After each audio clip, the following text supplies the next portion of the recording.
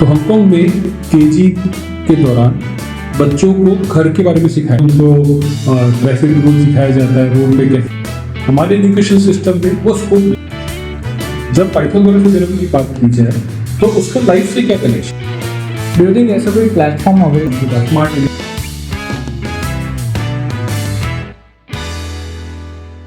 Hey everyone, I am Sachin Pandey, founding director of Skillshare Foundation, and you guys are watching Skill Connect.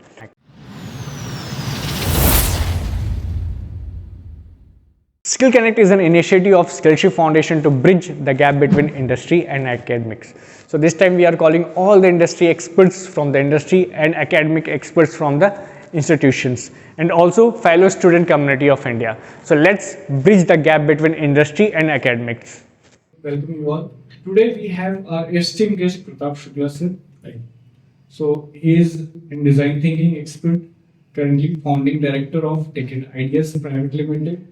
He is running his own product called Resume.works, myresume.works, which is very clearly designed for our youth community of India.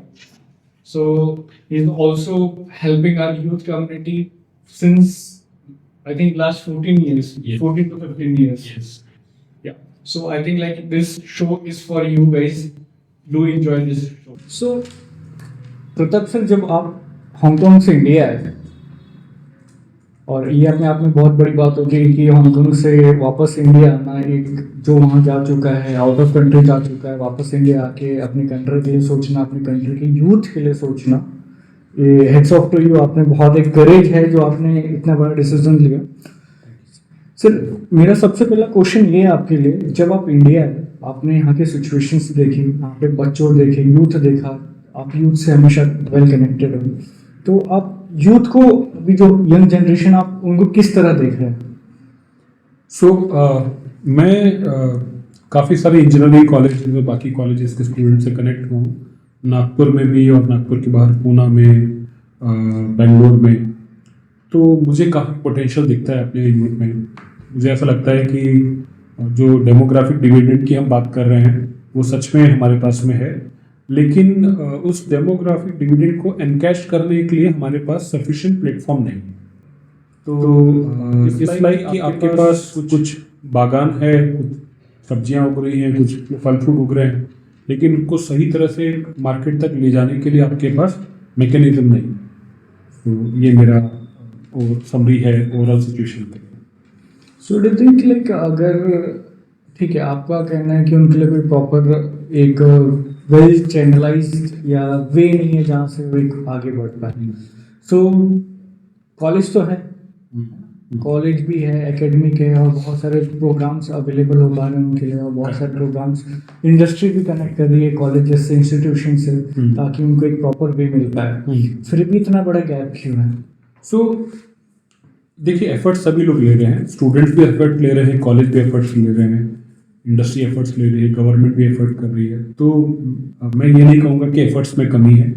मैं ये कहूँगा, based on my observation, जो मुझे समझ में आया कि हमारा जो एजुकेशन पैटर्न है वो अभी भी आज से 70 साल पुराना है, जहाँ पर जैसे ब्रिटिशर्स ने जो सेट किया, ब्रिटिशर्स का ऐसा था कि जो उनको काम करवाना है वो सिखाओ, और उसमें से 100, 200, 500 जिनको सिखाना है सिखाओ, उसमें से काम के 4 लोग को उठा लो और उनसे काम करवाओ। फिर बाकी का क्या हो रहा है उनका कुछ ज़्यादा लेना देना नहीं था। हम आज भी वही पैटर्न फॉलो कर रहे हैं। हम अपनी एजुकेशन सिस्टम को इवॉल्व नहीं कर रहे हैं करंट नीड को मैच करते हुए। तो क्योंकि आपने हांगकांग का जिक्र किया, तो मैं आपको हांगकांग का एग्जांपल देता हूँ, हांगकांग के केजी क्लास का एग्जांपल देता हूँ, क्योंकि मेरी बेटी ने वहाँ से केजी पढ़ा है। तो हांगकांग में केजी के दौरान बच्चों को घर के बारे में सिखाया जाता है कि घर की नीड क्या है, पहले घर क्या होता है, फिर ड्राइंग रूम क्या है, बेडरूम क्या है, बाथरूम क्या है, किचन क्या है, फिर माइक्रोवेव क्या है, बर्तन कैसे धोए जाते हैं, और मम्मी की हेल्प करनी है तो कैसे करेंगे, शूज़ कैसे पॉलिश किए जाते हैं।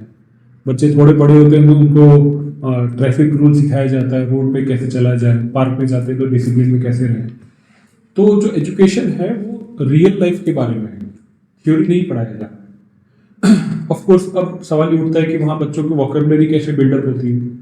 तो जब बच्चों को ट्रैफिक के लिए लेके जाया जाता है बाहर, तो आने के बाद आइडेंटिफाई करते हैं कि क्या नए वर्ड सीखने आपने सीखे ट्रैफिक के रिलेटेड। प्लस उनसे इतने छोटे बच्चे होते हैं, केजी के बच्चे बहुत छोटे होते हैं, लेकिन उनसे फिर भी पूछा जाता है कि आपका एक्सपीरियंस कैसा रहा, अच्छा, राइट। तो सवाल ये नहीं कि वो बच्चा जवाब क्या दे रहा है, सवाल ये है कि बच्चे को ऐसा लगता है कि मेरी ओपिनियन का कुछ वैल्यू है। जबकि हमारे सिस्टम में अभी भी ऐसा है। देखिए, मैं एजुकेशन सिस्टम के अगेंस्ट नहीं हूँ, मैं अपने यहाँ सिर्फ ओपिनियन रख रहा हूँ, और इतने वक्त में सॉल्यूशन भी हमने ढूंढा हुआ है। तो सवाल ये नहीं है कि बच्चे की ओपिनियन अच्छी है, बुरी है, गलत है, सही है या नहीं है। सवाल ये है कि बच्चे की ओपिनियन अपने बारे में ये बनी कि यदि मैं कुछ ऑब्जर्व करता हूँ तो मैं उसका एनालिसिस करके अपनी बात रख सकता हूँ, और जो सिस्टम है वो सुनना चाहता है। हमारे एजुकेशन सिस्टम में वो स्कोप नहीं है। मैथ्स पढ़ाने वाले मैथ्स पढ़ा रहे हैं, फिजिक्स पढ़ाने वाले फिजिक्स पढ़ा रहे हैं, इंग्लिश पढ़ाने वाले इंग्लिश पढ़ा रहे हैं, लेकिन फीडबैक मैकेनिज्म नहीं है कि इंग्लिश पढ़ा के हमने पूछा भैया क्या समझा, आज आपने क्या सीखा। किसी ने कम सीखा होगा, किसी ने ज़्यादा सीखा होगा, लेकिन जब तक हम फीडबैक मैकेनिज्म नहीं लाते, मैं डिज़ाइन थिंकिंग वाला आदमी हूँ। वर्ल्ड के जितने भी टॉप प्रोडक्ट्स हैं उसमें कहा जाता है कि प्रोडक्ट सक्सेसफुल कब होगा, जब आप लोगों से फीडबैक लेंगे। तो हमारा एजुकेशन सिस्टम अभी फीडबैक नहीं देता स्टूडेंट से, और मुझे लगता है वो स्टार्टिंग पॉइंट है जहाँ से हम यूथ की ओरिजिनलिटी को सप्रेस कर देते हैं। सो इससे एक चीज़ ये समझ में आ रही है कि जैसे जैसे आपने एग्जांपल भी दिया अदर कंट्रीज का, हांगकॉन्ग का भी, कि बच्चा जो छोटा बच्चा है तो उसको स्टार्टिंग से ही एक घर कैसे चल रहा है, रोड कैसे चल रहे हैं, है ना, उनको जनरलाइज्ड नॉलेज दिया जाता है, ना कि फिर वो पूरे बेसिक थियोरेटिकल से वहाँ से स्टार्ट करें, ताकि उनको वेल ग्रूमिंग हो, बाहर को देखे, बाहर लोग कैसे चल रहे हैं, और खासकर उनका ओपिनियन लिया जाए। हालांकि बच्चों को अपना ओपिनियन उस टाइम पे बहुत जिससे कुछ चेंज हो जाएगा वैसा नहीं होगा, बट लेकिन एक चीज़ जो समझ में आ रही है कि आप उनसे पूछ रहे हो और उसको एक पता चल रहा है कि नहीं, मैं भी कुछ अपना इनपुट दे पाऊँ। That is a good point actually. और आई थिंक ये भी बहुत सारी चीज़ें मिसिंग है। अभी फीडबैक सिस्टम होते हैं, जहाँ तक कि मैंने देखा है कॉलेजेस में फीडबैक सिस्टम होते हैं, बट वो फैकल्टी का फीडबैक होता है कि फैकल्टी ने आपको कैसे पढ़ा, ना कि आपको कितना समझा हुआ है। मैं थोड़ा सा इसमें ऐड करना चाहूँगा। जब हम फीडबैक मैकेनिज्म की बात करते हैं तो हमें ये लिमिट नहीं करना चाहिए कि आज आपको पाइथागोरस थ्योरम पढ़ाया गया तो आपको पाइथागोरस थ्योरम कितना समझा, वो बहुत लिमिटेड स्कोप हो। जब पाइथागोरस थ्योरम की बात की जाए तो उसका लाइफ से क्या कनेक्शन, राइट। तो बच्चे से पूछा जाए कि यदि ये बिल्डिंग है और आपको इसकी हाइट नापनी है, आपको पाइथागोरस थ्योरम आता है, या फिर एक पोल है उसकी हाइट आपको नापनी है, आपको पाइथागोरस थ्योरम आता है, बताओ कैसे हाइट नापो। तो लोग लॉजिक लगाएंगे। मैंने ऐसे 50 लोगों को देखा है जो शेडो के डिस्टेंस के आइडेंटिफाई कर लेते हैं और उससे कैलकुलेट कर लेते हैं कि पोल की हाइट क्या होगी। ये कोई रॉकेट साइंस नहीं है। क्लास में यदि 40 बच्चे हैं तो 40 के 40 बच्चों को ये बात समझ में आ सकती है, लेकिन हम पाइथागोरस थ्योरम के बारे में बहुत पेपर पे डायग्राम बनवाएंगे तो फिर पाइथागोरस समझो और एडजेसेंट और हाइपोटेन्यूज, तो बच्चा लॉस्ट हो जाता है। मेरा ये कहना है कि फीडबैक इस बात का ना लिया जाए कि क्या समझा क्या नहीं समझा, फीडबैक इस बात का लिया जाए कि बेटा अप्लाई करने को लेके कितना समझ में आ रहा है, आज तुमने ये जाना है अप्लाई कैसे करो, और उस पर तवज्जो ज़्यादा दी जाए। नॉलेज और लर्निंग का एप्लीकेशन बहुत इंपॉर्टेंट है। तो मोस्ट ऑफ द, जैसे हम लोग, अगर मैं इंजीनियरिंग की बात करूँ तो इंजीनियरिंग फील्ड में हम लोग देखते हैं कि हमारे प्रोफेसर हमें बहुत अच्छे से पढ़ाते हैं, but at the end we feel कि जो हमने पढ़ा हुआ था ये अप्लाई कहाँ पे होगा, है ना, रियल लाइफ में क्या मैं उसको अप्लाई कर पा रहा हूँ। और बहुत सारे स्टूडेंट का भी एक और चीज़ को क्वेश्चन होता है कि सर हमने मैथमेटिक्स के बहुत सारे टर्म्स पढ़े, साइन थीटा सब पढ़ा हुआ है, अब मैं रियल टाइम में इसको अप्लाई कहाँ पे, बिल्कुल प्रैक्टिकल क्वेश्चन। और इसी वे पे लाइक हम लोग जब हम लोग एक सब्जेक्ट पढ़ रहे थे ऑपरेटिंग सिस्टम पढ़ते वक्त भी बहुत सारी चीज़ें देखी हमने, और वहाँ पे पाया गया है कि भाई हमारे प्रोफेसर्स तो बहुत अच्छे से पढ़ा रहे हैं, जब हम लोग उनसे रियल टाइम एग्जाम्पल पूछते हैं कि अब इसको हम लोग हमारे लाइफ में कहाँ पे अप्लाई कर पाएंगे, राइट। है ना। सो वी फील कि यार वहाँ पे थोड़ा इंडस्ट्री वाला अगर पार्ट होता, है ना, जो क्योंकि professors they are not the industry persons, they are the basically they have definitely that kind of knowledge ताकि वो हमें पढ़ा पा रहे हैं, theoretical knowledge उनके पास बहुत एक लेवल पे होता है, बट इंडस्ट्री में अगर उसी अल्गोरिदम को हमें बाहर यूज किया जाए देखना चाहिए तो वो मिस हो जाता है वो part. So I think like this is where industry can come into the picture, absolutely, right, है ना, कि अगर वो हम लोग सब्जेक्ट पढ़ भी रहे हैं तो सब्जेक्ट पढ़ते वक्त भी देखा जाए कि यार इसका एक एप्लीकेशन यहाँ पे होगा। परफेक्ट। सो अभी जैसे फीडबैक मैकेनिज्म की भी बात की गई और हम लोग ने यूथ की भी देखा कि कहाँ पे एक छोटा सा गैप हो पा रहा है। सो डू यू थिंक लाइक क्या एक जो सबसे पहला क्वेश्चन मैंने पूछा था कि आपको कैसा यूथ किस तरीके से आप देख रहे हो, जो चैनल मिसिंग है आपने बताया मेरे को, तो चैनल क्या होना चाहिए? अगर प्लेटफॉर्म होना चाहिए स्टूडेंट के लिए तो एक कैसा प्लेटफॉर्म होना चाहिए जहाँ पे स्टूडेंट खुद को ग्रो कर पाए, समझ पाए कि वो कहाँ पे मिसिंग हो पा रहा है? एब्सोल्युटली। सो हम मान लीजिए इंजीनियरिंग की बात कर रहे हैं, क्योंकि हम लोग इंजीनियरिंग के बच्चों से ज़्यादा डील करते हैं, तो first year to final year student का जो इंटरेक्शन है, उनका एजुकेशन होना चाहिए, पढ़ाई होना चाहिए, थ्योरी होना चाहिए, बिल्कुल। लेकिन यदि हम हफ्ते भर पढ़ा रहे हैं, मंडे टू फ्राइडे पढ़ा रहे हैं, तो सैटरडे को उनको ये फ्रीडम हो कि आप जो सीख रहे हो या सीखने वाले हो उसका इंडस्ट्री में एप्लीकेशन क्या हो। यदि उनसे ये बोला जाए कि प्रोजेक्ट बना के लाइए, चार्ट्स बना के लाइए, किसी इंडस्ट्री वाले का इंटरव्यू लेके आइए, कोई तो होगा आपके पहचान का, आपके घर में मम्मी पापा के चाचा मामा। अच्छा, इंडस्ट्री वाले का मतलब ये नहीं होता जिसकी फैक्ट्री हो या जिसका बहुत बड़ा बिजनेस हो। आपके जो एक व्यक्ति सब्जी बेच रहा है वो भी अपना बिजनेस कर रहा है, करके अपना पेट भर रहा है, तो उसका इंटरव्यू भी मायने रखता है, उनका भी इंटरव्यू मायने रखता है। कोई व्यक्ति का कोई किराने का शॉप है, किसी का कपड़े का शॉप है, किसी का कोई छोटा मोटा लोहे का व्यापार है, कटिंग ड्रिलिंग वेल्डिंग ये सब कर रहे हैं, इवन उनका इंटरव्यू लेना भी मायने रखता है। यदि मैं एक मैकेनिकल इंजीनियर हूँ तो ये ज़रूरी नहीं है कि मैं कोई बहुत बड़े कारखाने में जाके उसके चिमनी के टॉप पे बैठ के रिसर्च करूँ। मैं एक सिंपल ऑटोमोबाइल शॉप पे बैठ के भी मैकेनिकल इंजीनियरिंग के लॉजिक को अप्लाई कर सकता हूँ और एक मैकेनिक के साथ बैठ के भी बहुत कुछ सीख सकता हूँ। तो ये यदि सिस्टम में आ जाए तो ये बहुत गेम चेंजर हो सकता है। अमेजिंग, ये बात तो काफ़ी बढ़िया बोली आपने कि अगर मंडे टू फ्राइडे पढ़ रहा है तो और सैटरडे को खुद जाके उस प्रैक्टिकली उस चीज़ को परफॉर्म करे तो अपने आप में बहुत अच्छी चीज़ एक आउटकम निकल के आ जाएगा, right. So thing is, do you think ऐसा कोई प्लेटफॉर्म अवेलेबल है कि देखिए बड़े लेवल पे तो बहुत कुछ हुआ है। अभी जैसा इनफैक्ट आपने ही मुझे पहले बताया था कि जो स्टार्टअप इंडिया का इनिशिएटिव है और स्किल इंडिया का जो इनिशिएटिव है उसके अंतर्गत करीब 52,000 प्रोजेक्ट स्मार्ट इंडिया हैकेथॉन की बात, स्मार्ट इंडिया हैकेथॉन के अंतर्गत 52,000 प्रोजेक्ट करेंटली पाइपलाइन में अवेलेबल है। लेकिन कैसा है कि फिर अगेन हम रियलिटी मतलब थ्योरी से रियलिटी के पास में तो आ रहे हैं लेकिन कनेक्ट नहीं कर रहे। अब एक नागपुर का बच्चा है, उसको एक प्रोजेक्ट पसंद आ गया और जो मद्रास का प्रोजेक्ट है, अब वो कर रहा है तो ऑफकोर्स वो थ्योरेटिकल ही करेगा until and unless he can seamlessly connect to that Chennai person or Chennai industry, he can never create a proper solution. लेकिन यदि एक नागपुर का बच्चा है, नागपुर में ही अपने जहाँ वो रहता है या जहाँ उसका कॉलेज है उसी के 10 किलोमीटर के रेडियस में प्रॉपर स्टेटमेंट ढूंढे तो हफ्ते में 2-3 बार जा सकता है सिचुएशन को अंडरस्टैंड करने के लिए, और यदि कॉलेज के आसपास है तो हफ्ते में 1-2 बार जा सकता है।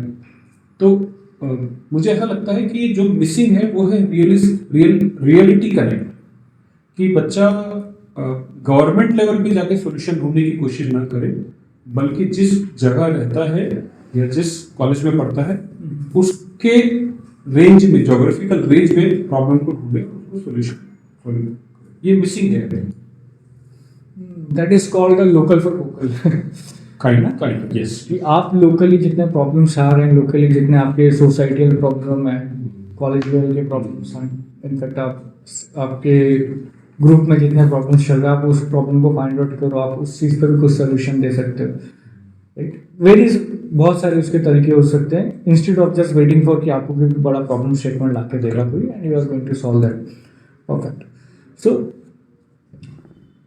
मुझे भी ऐसा लगता है, बहुत सारे टाइम पे मैंने भी सोचा है कि यार कुछ क्यों ना इस जो यूथ जनरेशन है उनके लिए कुछ ऐसा कुछ किया जाए, बट किया जाए इन द सेंस कि उनके लिए कोई ऐसे प्रोग्राम्स किए जाए जहाँ से उन लोग सोचे कि यार यहाँ से मैं खुद को, मेरा पर्सपेक्टिव क्या है, मेरा गोल क्या है, एटलीस्ट मैं उस चीज़ सेट कर पाऊँ। सो अगर एक बात की जाए कि अगर एक स्टूडेंट है ना, जैसे कोई फर्स्ट ईयर का बच्चा है, इंजीनियरिंग फर्स्ट ईयर में, तो अगर इंजीनियरिंग में एडमिशन ले रहा है, बाय द वे कि हमारे यूथ को यही नहीं पता होता कि इंजीनियरिंग होता क्या है सही मायने में देखा जाए तो। I am not talking about all the people, इसमें से बहुत ऐसे लोग होंगे जो बहुत ब्रिलियंट है, they know what engineering is, but बहुत सारे ऐसे भी लोग हैं कि यार पापा ने बोला, मम्मी ने बोला, भैया भी मेरे इंजीनियर है, और ओरिएंटेशन नहीं होता प्रॉपर ये चीज़ एक एडमिशन लेने से पहले भी पहले होना चाहिए। क्योंकि एक अगर मेरे को करियर एक्सप्लोर करना है, मुझे इंजीनियरिंग, डॉक्टर, मार्केटिंग, एमबीए, ये 4-5 फील्ड के अलावा मेरे को करियर ही नहीं मालूम। और करियर देखा जाए तो इतने सारे वे में आप अपना करियर सेट कर सकते हो, it's not related to only technology. Very so do you think कि ऐसे करियर काउंसलिंग प्रोग्राम होने चाहिए उनके लिए, और होने चाहिए तो कब? बहुत ज़्यादा होने चाहिए। जैसे हम बोलते हैं ना कि हेल्थ अवेयरनेस के प्रोग्राम होने चाहिए, और इवन शादी को लेके प्रोग्राम होने चाहिए काउंसलिंग के। ऐसे ही शायद इसकी शुरुआत एजुकेशन से होती है। और हमारे एक फ्रेंड है डॉक्टर कृष्ण शिरपुरकर, वो एक स्किल बिल मैट्रिक्स की बात करते हैं कि किसी का भी करियर प्लान करना है, किसी को भी करियर प्लान करना है, तो स्किल के साथ विल को भी इवेल्युएट करना चाहिए। तो काउंसलिंग के प्रोग्राम जरूरी है। वो काउंसलिंग सिर्फ ये ना बताए कि इंजीनियरिंग क्या होता है और मेडिकल क्या होता है, बल्कि वो लोगों को उनको खुद के बारे में जानने में मदद करे, और फिर रिलेट करें कि अरे आप शायद इंजीनियरिंग ज़्यादा अच्छा कर पाएंगे, या आप मेडिकल में अच्छा करेंगे, या आप अच्छे सीए बन सकते हैं, या अच्छे सीएस बन सकते हैं। तो जो काउंसलिंग है वो सिर्फ काउंसलिंग में ही पॉसिबल है कि जहाँ पर आप सामने वाले को इवेल्युएट करने, खुद को इवेल्युएट करने में मदद करें, और फिर उसको बताएं कि क्या सूटेबल ऑप्शन अवेलेबल है रिलेटेड टू देयर पर्सनैलिटी।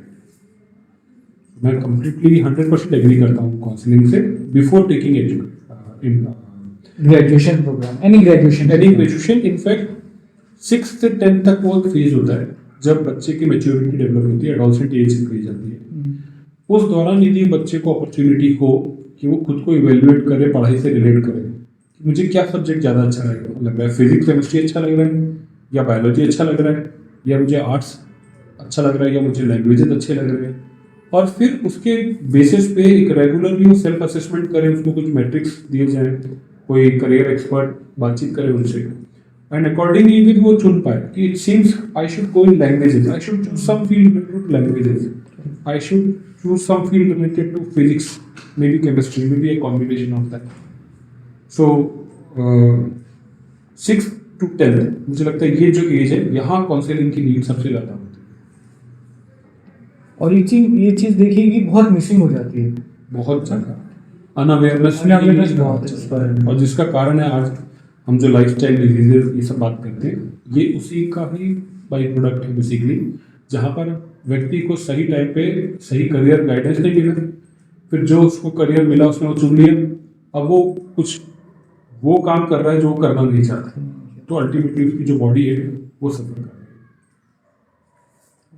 है। आई थिंक ये हर फेज में अफेक्ट करेगा हर जगह कि मेरी शरीर यहाँ का और मेरी आत्मा का ही करेक्ट। सो ठीक है, अगर ये चीज़ आप देख रहे हैं ये प्रॉब्लम है, बहुत सारी ऐसी प्रॉब्लम्स आपने आइडेंटिफाई की हुई है यूथ से रिलेटेड। सो ऐसा कौन सा पेन पॉइंट, अगर यूथ की ही बात की जाए, अगर हम लोग इंजीनियरिंग बैकग्राउंड के स्टूडेंट्स की ही बात की जाए बेसिकली वहाँ से, अगर सो कौन सा एक पेन पॉइंट है जिनको आपको लगता है ये सॉल्व होना ही चाहिए, अगर ये सॉल्व नहीं हुआ तो आगे चल के बहुत बड़ा ब्लंडर हो सकता है? देखिए ब्लंडर तो हो ही रहा है पहले से। जब TCS जैसी कंपनी या नेस्कॉम जैसी ऑर्गेनाइजेशन एक रिपोर्ट देती है जिसमें वो कहती है कि सिर्फ 5% बच्चे एम्प्लॉयबल हैं, और प्लीज गौर कीजिएगा 90% of evaluation is done on engineering student. अब वो लोग BA BSc BCom इसके बारे में तो बात भी नहीं करते, वरना वो 5% का 0.05 भी आ सकता है। तो ब्लंडर ऑलरेडी हो गया है। क्या हम इस बात का वेट कर रहे हैं कि जब हमारे 100% बच्चे अनएम्प्लॉयबल हो जाएंगे तब हम बोलेंगे कि अरे ब्लंडर हो गए? मुझे लगता है ब्लंडर हो चुका है कि हमारे बच्चे एम्प्लॉयबल नहीं हैं। क्या ये बच्चों का फ्लॉ है? नहीं। क्या ये कॉलेज का फ्लॉ है? नहीं। क्या ये पेरेंट्स का फ्लॉ है? नहीं। तो फिर किसका फ्लॉ है? तो ये फ्लॉ है हमारे, अगेन मैंने जैसे कहा आपको, एजुकेशन को देखने का नजरिया। हर बच्चे को हर चीज में परफेक्ट होना जरूरी नहीं है। यदि कोई बच्चा एक तरफ एक्सेल कर रहा है तो हमको उस डायरेक्शन को उसको लेके जाना चाहिए। बाय द वे ये बात जो मैं आपसे कह रहा हूँ, ये मैं पहला आदमी नहीं हूँ। मेरे से 50 साल पहले और 100 साल पहले भी लोग कह चुके हैं, आइंस्टाइन जैसे लोगों ने भी बात पे कहा है। तो हम उस पर चर्चा यदि करते रहे कि प्रॉब्लम क्या है तो हम सॉल्यूशन की तरफ नहीं जाएंगे। मैं चाहूँगा कि आप सॉल्यूशन के बारे में पूछें, सॉल्यूशन क्या पॉसिबल। मैं वही आ रहा था आपके पॉइंट पे कि जो एक पेन पॉइंट हो रहा है, जैसे आप सोच रहे हैं कि ये तो सॉल्व करने ही वाली बात है, ये तो एक मेन इंपॉर्टेंट पेन पॉइंट है और इसको अभी एड्रेस करना बहुत ज़्यादा जरूरी है। जी। सो एड्रेस करना जरूरी है। वो कौन सा पेन पॉइंट जिसको आप सॉल्व करने की कोशिश कर रहे हैं या सॉल्व करना ही चाहते हैं? जैसा मैंने अभी कहा कि मैं ये नहीं कहूँगा कि हम पेन पॉइंट को एड्रेस करें। हम अब जो भी सिचुएशन है रातों रात समाज को बदलना पॉसिबल नहीं। जहाँ पर भी जो बच्चा है, वो चाहे 6th में है, 10th में है, 12th में है, पॉलिटेक्निक में है, इंजीनियरिंग में, फर्स्ट ईयर में है, फाइनल ईयर में, जहाँ पर भी वो बच्चा है, उस बच्चे से सिस्टम ने कंसल्ट जरूर करना चाहिए, कम्युनिकेट करना चाहिए कि आप जिस पॉइंट पे हैं उसमें इतने करियर ऑप्शंस हैं, which one would you like to choose. और हमेशा हमें तैयारी रखनी चाहिए कि the student can say none of them. कोई कंप्यूटर साइंस का बच्चा ये बोल सकता है कि मुझे कंप्यूटर में इंटरेस्ट ही नहीं, और हमें इस बात को एक्सेप्ट करना चाहिए, ना कि एकदम दिल पे जख्म ले लेना चाहिए कि ऐसा कैसे वो बच्चा कह सकता है। क्योंकि हो सकता है कि उसने कंप्यूटर साइंस में एडमिशन लिया, जैसे जैसे उसने 4 साल इंजीनियरिंग के निकाल लिए, लेकिन अब वो MBA करना चाहता है, MBA HR करना चाहता है, MBA इंटरनेशनल कॉर्पोरेट अफेयर्स में जाना चाहता है, वो सेल्स और मार्केटिंग में जाना चाहता है। तो सेल्स और मार्केटिंग का कंप्यूटर से कोई लेना देना ही नहीं। तो फिर हमें क्यों बुरा मानना चाहिए कि वो बच्चे ने बोला कि मुझे कंप्यूटर में इंटरेस्ट नहीं। ये भी पॉसिबल है कि वो बच्चे को मैनेजमेंट में भी इंटरेस्ट ना हो, वो एक आर्टिस्ट हो। तो पॉइंट नंबर 1, हमको बच्चों को अपनी ओपिनियन देने का प्लेटफॉर्म लाना ही पड़ेगा, चाहे वो जिस भी लेवल में। Let them speak. जैसे हम ये पॉडकास्ट कंडक्ट कर रहे हैं, जैसे कि हम पहले भी बात कर चुके हैं, हम इस पॉडकास्ट में काफ़ी सारे स्टूडेंट्स को भी इन्वाइट करेंगे। तो ये एक कोशिश है इस बात की कि स्टूडेंट एक बड़े लेवल में अपनी बात कह सके। तो नंबर 1, वो अपनी ओपिनियन रख सके। हम ये कह सकते हैं कि वो खुद का सही गलत नहीं सोच सकता। देखिए 18 साल का बच्चा जो फर्स्ट ईयर सेकेंड ईयर में होता है, वो देश के लिए वोटिंग कर सकता है, वो देश का PM CM चुन सकता है। तो क्या वो अपना करियर नहीं चुन सकता? वो बिल्कुल चुन सकता। ओपिनियन देने के बाद स्टेप नंबर 2, एक इवेल्युएशन मैकेनिज्म हो जो एक्सपर्ट्स, यदि बच्चे ने कुछ 2 4 5 फैक्टर को अपनी बात कही है तो उसको इवेल्युएट करके उसको मदद करे कि देखो जो तुमने कहा उससे ये पॉसिबिलिटीज है, ना कि ये कहे कि जो तुमने कहा उसमें ये गलत है, ये गलत है, ये गलत है। हमारे एजुकेशन सिस्टम में शुरू से बच्चे में गलतियां निकालने का एक सेटअप कर दिया गया। 100 मार्क्स के पेपर में से 60 आए तो डिस्कशन 40 जो फेल हुआ उस पर होता है, 60 जो सही है उस पर नहीं होता है। हर वक्त हम यदि एक बच्चे का 5 सब्जेक्ट में से 2 सब्जेक्ट में का नंबर आए, मैथ्स में कम आए, इंग्लिश में कम आए, तो हम जिसमें ज़्यादा नंबर आए वो डिस्कशन भी नहीं करते, हम मैथ्स और इंग्लिश में डिस्कस करते हैं। उसमें जिस चीज़ में नंबर नहीं है उस पर डिस्कस करते हैं। तो एक्चुअली अनजाने में हम बच्चे को ये बोलते हैं कि गलतियाँ ही सब कुछ, गलतियाँ ही सब कुछ है। मैं ये चाहता हूँ कि जब कोई बच्चा ओपिनियन दे तो ओपिनियन पे उसको मार्गदर्शन दिया जाए कि बहुत तुमने ये जो कहा ये बहुत खास बात है, इस पे ये पॉसिबल है, तुमने ये जो कहा ये बहुत खास है, इस पे ये पॉसिबल है। ना कि बच्चे को ये बोला कि अरे तुम्हें तो ये भी नहीं पता, अरे तुम्हें तो वो भी नहीं पता। तो ये मैं चाहता हूँ कि इस एरिया को एड्रेस किया जाए, चाहे 6th का बच्चा हो, चाहे 10th का हो, 12th का हो, इंजीनियरिंग फर्स्ट ईयर का हो, फाइनल का, या BSc BCom, कोई भी फील्ड है, लाइक कोई भी। बच्चा। करेक्ट, काफ़ी बढ़िया पॉइंट है ये। एक्चुअली हम देख रहे हैं रेगुलर बेसिस पे ये चीज़ होती है कि अगर हमारे घर की बात देख लिया जाता है कि अगर उसको सब्जेक्ट में मार्क कम आए तो हम लोग सिर्फ डिस्कस करते हैं कि उसी सब्जेक्ट में मार्क क्यों है, बाकी में तो बहुत ज़्यादा है। सो वी नेवर थिंक कि यार हर सब्जेक्ट अपने आप में अलग सब्जेक्ट अलग सब्जेक्ट है, और वही एक सब्जेक्ट आपको डिफ्रेंशिएट कर रहा है अलग से, और ये भी बताता है कि ठीक है मेरा इंग्लिश अच्छा नहीं है but I am good in mathematics, मेरा मैथ अच्छा नहीं बट मेरा हिंदी का बहुत अच्छा है। So every person have their different kind of skills, और इस चीज़ को एड्रेस करना बहुत ज़्यादा ज़रूरी है। एंड आई थिंक लाइक ये चीज़ को एड्रेस किया जाए। देखिए मास लेवल के अगर इस पर चेंज लाना है या कोशिश भी करनी है तो इसमें एकेडमिक्स का बहुत बड़ा रोल है। अगर एक पर्सन जैसे आप इनिशिएटिव ले रहे हैं, हम इनिशिएटिव ले रहे हैं, या हमारे जैसे 100 भी इनिशिएटिव लेंगे तो भी आई थिंक उस लेवल तक बदलाव लाने में उस लेवल तक नहीं पहुंच पाए, वक्त लगेगा। बट अगर इस चीज़ को हर इंस्टीट्यूशन में डिप्लॉय किया जाए एक मॉडल के तरीके से तो आई थिंक इसका आउटकम बहुत जल्दी मिलेगा, और ये होनी भी चाहिए। ये चीज़ बहुत बढ़िया कही आपने, ये चीज़ काफ़ी इम्पैक्ट ला सकती है स्टूडेंट कम्युनिटी पर। मैं एक्चुअली आपके सामने केस स्टडी रखना चाहूँगा। नागपुर में ही एक बहुत ही ब्यूटीफुल कॉलेज है, JD college of engineering and management, JDCOE है। उस कॉलेज में बाटू के अंडर में कॉलेज आता है, एफिलिएटेड है बाटू से, और डिज़ाइन थिंकिंग जो है फर्स्ट ईयर में।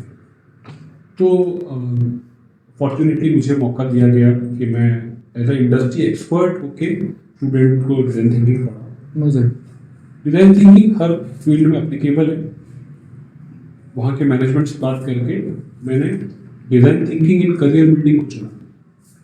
तो 12 हफ्ते का ये करीब 12 हफ्ते, हर हफ्ते 3 आवर्स का हमने प्रोग्राम कंडक्ट किया, जिसमें हमने स्टूडेंट्स को कंटिन्यूसली डिज़ाइन थिंकिंग के पैटर्न से खुद को इवेल्युएट करने की मदद की कि मेरी लाइकिंग क्या है, मेरी डिसलाइक क्या है, क्या मैं करना चाहता हूँ, नहीं करना चाहता हूँ, मेरी स्किल्स क्या है, मैं क्या करियर गोल चुनना चाहता हूँ, जो मैं करियर में चुन रहा हूँ उसके लिए क्या स्किल्स मेरे पास में है, क्या स्किल मुझे रेडी करना है। तो ये जो 12 हफ्ते प्रोग्राम चला उसमें बच्चों ने खुद को इवेल्युएट किया। बच्चे ने फर्स्ट ईयर में एडमिशन लिया है, उसके बाद 3 साल या 4 साल है खुद को रेडी करने के लिए, खुद को प्रिपेयर करने के लिए।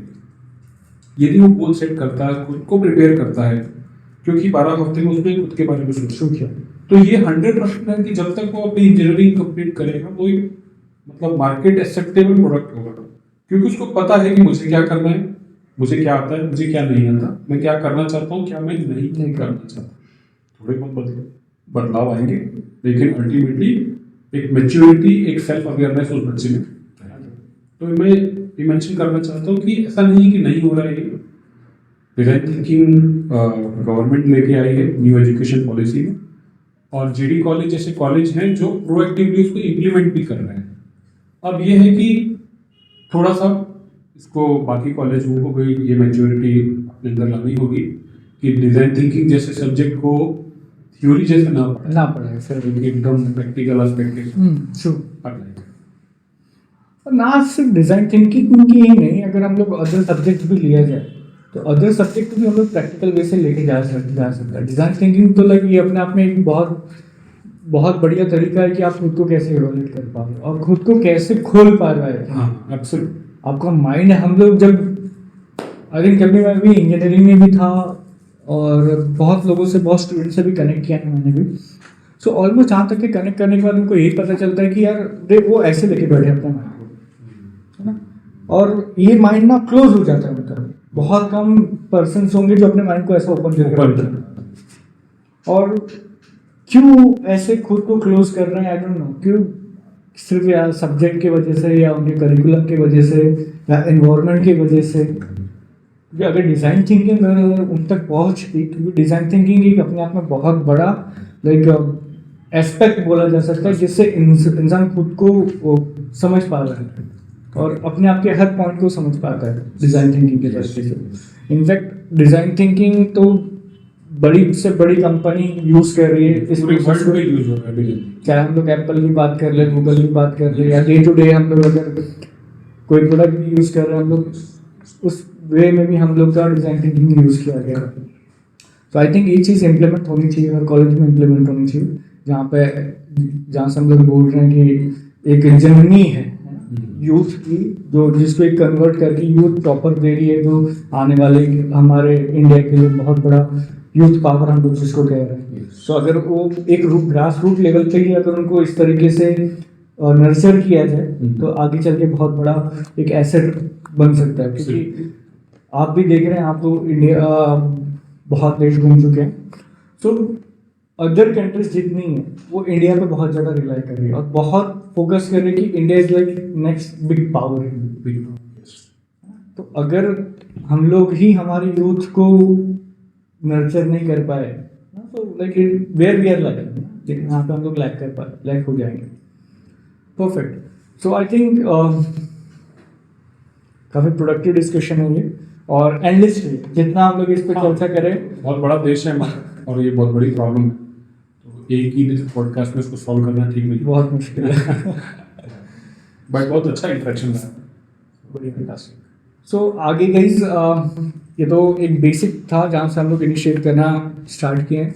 सो आने वाले टाइम पे विल सी बहुत सारे ऐसे पॉडकास्ट टॉपिक आप लोगों के लिए आने वाले हैं, जहाँ पे एक स्टूडेंट कम्युनिटी, एक इंडस्ट्री कम्युनिटी, एक एकेडमिक कम्युनिटी यहाँ पे आके ज्वाइन होगी। हर कोई in fact will call student as well, कि आप लोग आइए अपना ओपिनियन रखिए स्टूडेंट, बिकॉज हम लोग जो इनिशिएटिव ले रहे हैं हमारे स्टूडेंट कम्युनिटी के लिए, हमारी यूथ के लिए है। सो आई विश कि आप लोग इस चीज़ को देखिए और open for the comment section. हमारा कमेंट सेक्शन हमेशा ओपन है। आप जो क्वेश्चंस पूछना चाहते हैं बिल्कुल बिंदास होकर पूछिए कमेंट में। और इनफैक्ट आपके डायरेक्ट क्वेश्चन मेरे लिए, सर के लिए, या फिर अपने इंडस्ट्री के लिए, खुद के लिए जो भी क्वेश्चन होंगे आप कमेंट सेक्शन में हमसे पूछ सकते हैं।